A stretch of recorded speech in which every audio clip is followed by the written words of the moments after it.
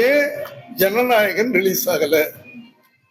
நீங்க ஸ்ட்ரீட்ல போற ஒரு லேடியை கேளு,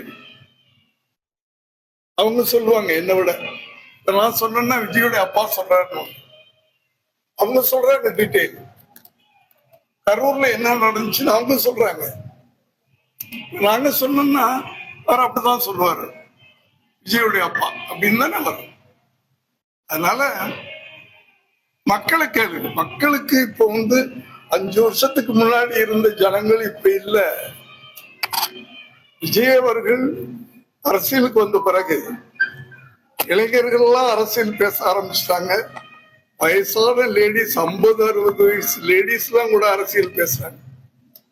நீ கொடுப்பா, 3000 கொடுக்குறியா, 5000 கொடு, வாங்கிடுவோம், ஆனா ஓட்டு அங்கேதான் போடுவோன்ற. சோ என்னோட அவங்க தெளிவா இருக்காங்க.